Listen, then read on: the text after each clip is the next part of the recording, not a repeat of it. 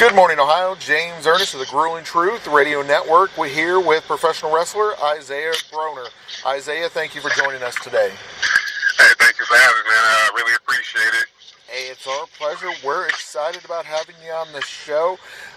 There's a lot of buzz going on around you, being in the top 500 of the PWI. Congratulations. Thank you, man. It really caught me off guard, man, but seeing it made me now want to work even harder, man, go a little bit more harder, man. But most definitely, thank you, PWI, for ranking me amongst the other 499. Really appreciate it, man. Yeah, I was going to say, that's a huge honor. I mean, that definitely shows you're moving in the right direction when it comes to professional wrestling. Oh yeah. Like, just growing up, seeing those magazines, like those PWI magazines with Ric Flair, and specifically the one that they redid with Moxley on the cover this year, the one with Stone Cold, like I remember that cover, so it definitely means a lot seeing my name in that magazine. That is awesome. So what sports did you play growing up? My first love was actually wrestling, but as I aged, like around 8 or 9, I got into football. I was really, really good at football. Played a little basketball. Did track and field just because you had to do that playing football, either that or baseball. But yeah, football, basketball. I almost went pro. Got to the NFL. Like concussions and a couple injuries. So I had literally a brief stick in the AFL. Oh wow. Yeah. So who'd you play for in college? Northern Michigan University. Nice. And what position did you play? Outside linebacker, defensive end. Nice. And you were able to make it into the NFL? Or to the camps? I got invited to the regional NFL regional combine. It's like usually for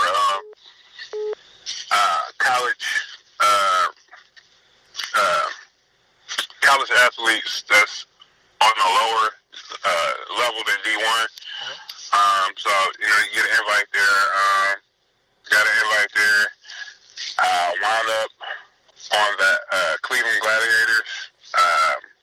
Their arena league team got hurt, and then had a couple like Canadian League football, workouts and tryouts. I got invited to a camp for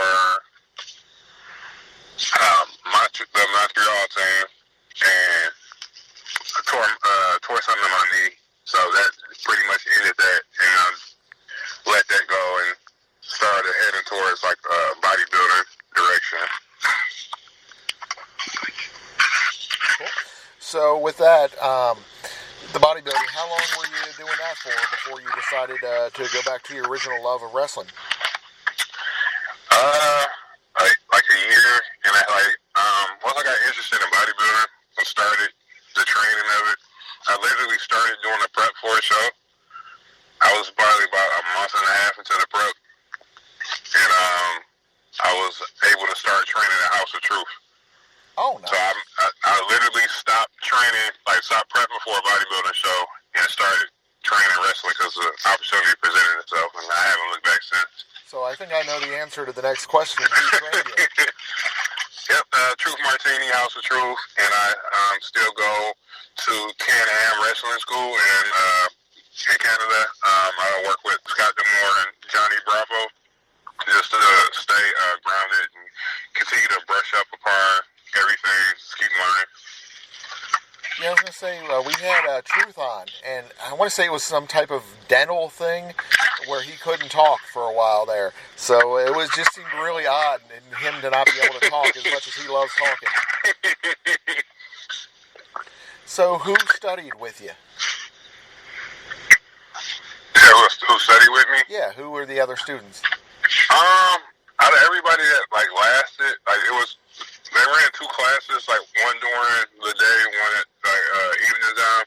So depending on the day, I go to either one of them. The only one that actually stuck it out and still going. It's Kevin Calloway. He's a good, he's a real good dude, good talent in the Michigan Midwest area. If you're able to check him out, Kevin Calloway. He's also in a section named the Purge, so you can check him out. Whatever. Yeah, pretty much just me and him though. Like, we're the only ones that just kept at it. So for Martini's group, but who do you currently train with up there in Canada? He just signed with Impact Wrestling. Shogun Jackson Stone, he attends. Blake, 182. Jamal King. Trying to think. Nate Bach. I think out of the veterans, that might be it. Rohit from Impact Wrestling, he comes in, he drops in on occasion. Oh, cool. Jack Price. The faction I'm in, DTA.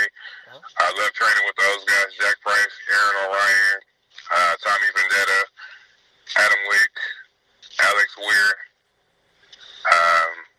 Sounds like you got a great group going on up there. Yeah, just try to surround myself with people that's better, that I feel better than, so you never stop learning that way.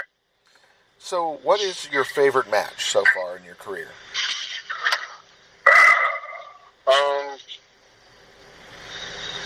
The last one-on-one contest I had with Jackson Stone,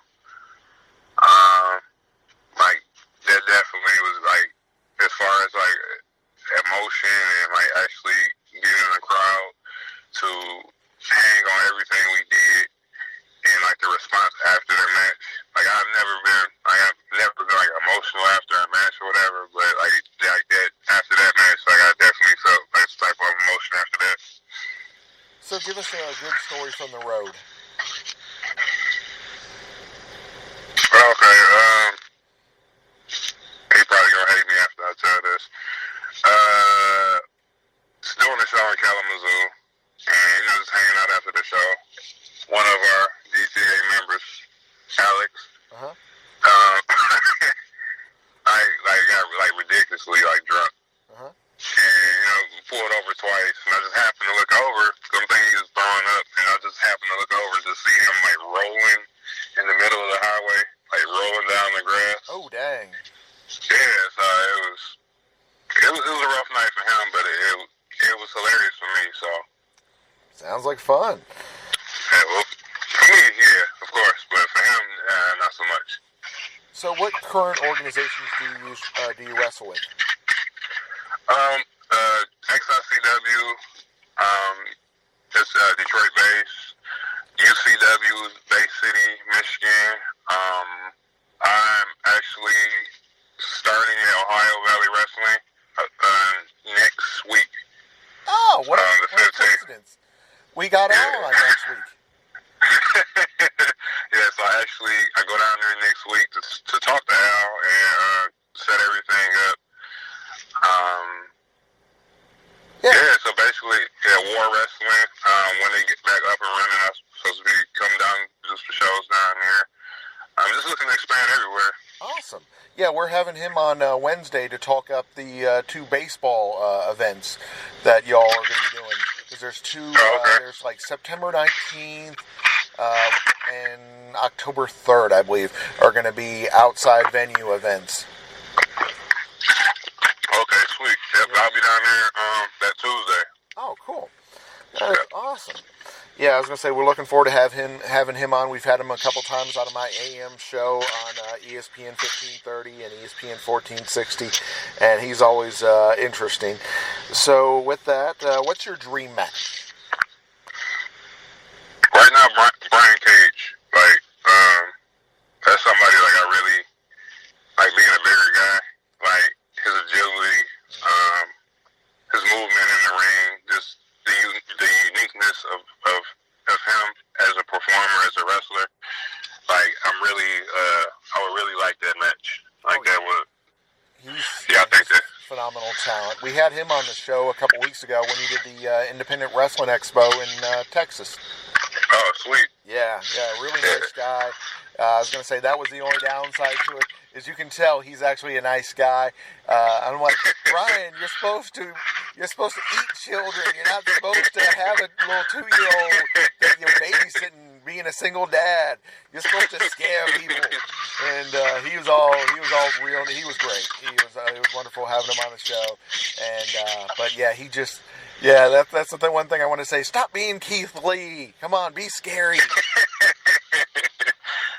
Yeah, I see that in social media. That's all. He's a teddy bear, it seems. Oh yeah, he was a real down to earth guy, and yeah, perfect person to have a dream match with. I mean, they're doing such phenomenal things down there in AEW, and the really cool part is they're actually making a lot of people's dreams come true, and looking at a lot of the talent that shoot, just like you, was on the up and coming, on the rise. Like Alex Chamberlain, we had him on a while back, and they had him on there. And there's a couple other ones that are Warhorse, that are doing do a lot of independent stuff, but are getting the opportunities to go to AEW. Or Brian Pillman Jr., who's from around here. We've had him. Actually, we did an event with him with Heartland Wrestling. It was a great event. So it sounds like that would be an awesome match. Do you have a favorite person to tag with? Jack Price. He's really I think he's one of probably the best wrestler in Michigan, but he doesn't get enough attention. He's just he has a smooth crispness about him. And we have really, really good chemistry together. It's we can just sit there and be okay, we're gonna do this, we're gonna do that. Actually just go in here and do it. We just feed off each other really well or whatever. He's really, I think, a really underrated person in the ring.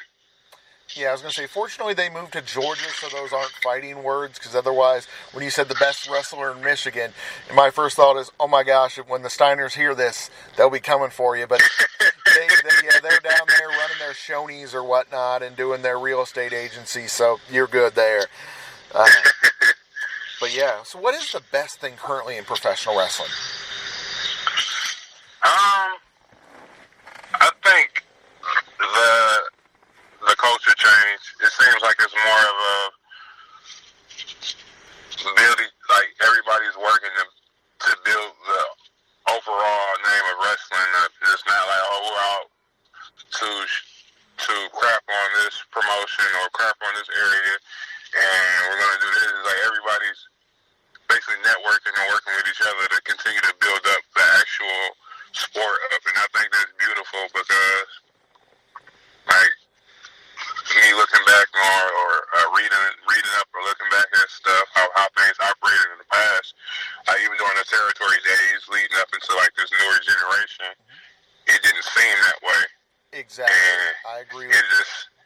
It just seemed like it was, I got to get to the top, and I'm going to do whatever it's going to take. Exactly. If I have to step and stab somebody in the back to do it. Now today it's okay, I'm here. Okay, let me tell these people about this or whatever, so everybody can get here. Or let me help propel the next person to get to the same level I'm at. That's what I'm all about that. That is awesome. Yeah, I was going to say, I agree with you. It does seem a lot more collaborative. Like I was saying about that Independent Wrestling Expo, I mean, they had people from AEW, MLW, Impact, and I think they had a couple of OVW guys as well. They had people from basically all around the country down there in Texas putting on one heck of an event together through that Fighting Words company. They did phenomenal. So what's the worst thing in wrestling currently?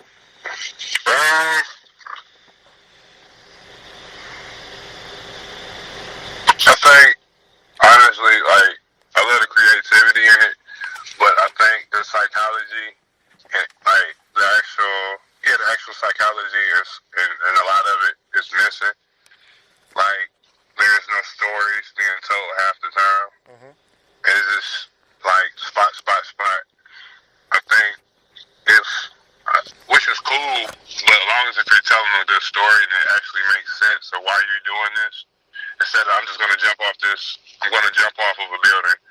Okay, why? Why are you is that the last resort, or it just exactly. What's the motivation behind it? Yeah. Yeah, it's not just like, okay, well, I think I'm gonna jump off the building, and then you kick out at one, and it just has to make logical sense for things like that to happen. Exactly. So I just want the psychology part to kind of come back a little.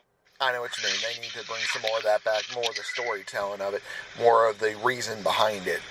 Yeah, I was going to say, not that you're saying this, but I'll go ahead and say it. For example, say if you climb on a construction equipment and you fall off or you get speared off, that should end the match. That's freaking intense. You shouldn't come back later and push them off of something else, especially when you have a concussion, but that's neither here nor there.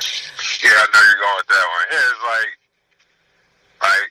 yeah, how was that not the end of the match? That should have been, even if it would have went correctly, should have been how you beat him. You don't have to do 5 finishers to beat somebody. You can beat them with 1. It's okay.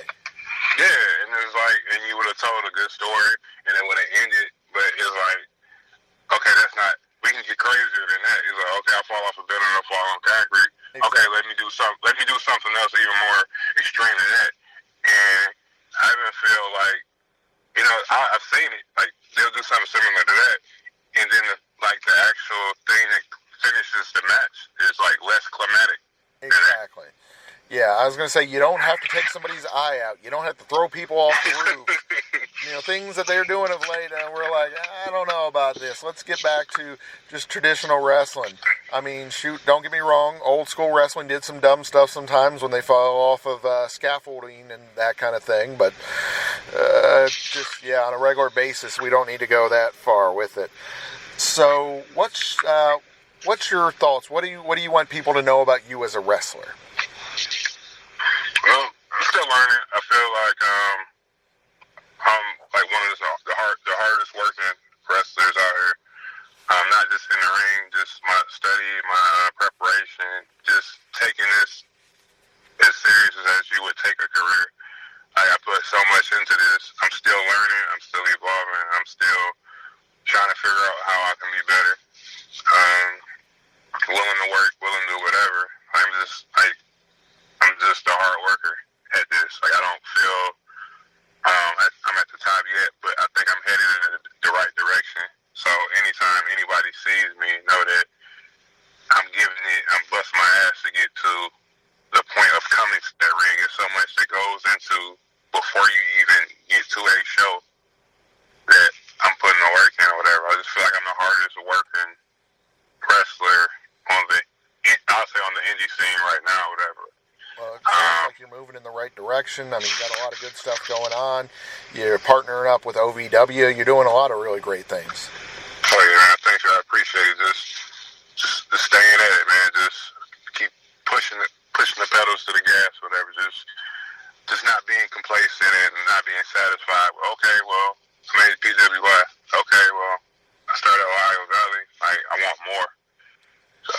Exactly. I know they at least have one of their fellows that's been in there consistently, Tony Gunn. I always want to say Tommy Gunn for some reason. But Tony Gunn, yeah, he's a phenomenal one to learn from. Him and some of the other guys, of course, Al Snow, great folks down there. But yeah, before we let you go, where on social media, where on the web can we learn more about you? On Instagram, you can follow me at Isaiah Broner 313. Twitter is just Isaiah Broner, Broner. YouTube, Isaiah Broner. Trying to think what else I'm on. That's really it as far as social media.